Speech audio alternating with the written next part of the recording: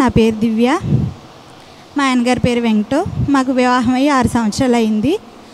6 సంవత్సరాలు అయిన తర్వాత నేను మా అమ్మగారి ఇంటికాడ ఉన్నాను దోపచర్లలో. మా ఇంటి పక్కన ఆవిడ వచ్చి ఇలాగ ప్రార్థనా శక్తి తైలాభిషేక ప్రార్థనలో పిల్లలు లేని వారికి అక్కడికి వెళ్ళాక పిల్లలు పుడుతున్నారు తీసుకెళ్ళని మా అమ్మతో ఇంటి పక్కన ఆవిడ చెప్పారు.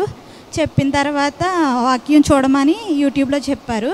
చెప్పిన తర్వాత నేను మా అమ్మ చూసాము. చూసిన వెంటనే ఇక్కడికి వచ్చిన తర్వాత దేవుడు మమ్మల్ని దర్శించారు. ఇసాకయ్య గారు మాకు ఫలం ఇచ్చారు. ఫలం ఇచ్చాక ఆ ఫలం తీసుకున్న తర్వాత మాకు గర్భఫలం వచ్చింది. ఏంటంటే హాస్పిటల్కి వెళ్ళి చెకప్ చేయించుకుంటే ఏమన్నారంటే గర్భసంచి ఎర్రగా ఉందమ్మా అని అన్నారు. డిసెంబర్ నెలలో ఇసాకయ్య గారు అన్నారు, నీకు నీటి పొడగలు ఉన్నాయి, ఇంకా పిల్లలైతే ఇప్పుడు పుడతాం కష్టం అని అయితే డాక్టర్ గారు చెప్పారు. దేవుడు ఇప్పుడే నీ గర్భఫలం తీరుతున్నారు అన్నారు. అలాగే డాక్టర్ గారు ఏదైతే చెప్పారో అలాగే పాస్టర్ గారు కూడా అదే అన్నారు. ఆయన చెప్పిన ప్రవచనం మా జీవితంలో నెరవేరింది. నీకు పిల్లని కానీ పిల్లోడిని కానీ నీ కడుపులో వేస్తున్నారు, ఆ పిల్లాడు ఆ నీటి పొడగలతో ఆడుకుంటాడు, నువ్వేం భయపడొద్దు అని చెప్పారు.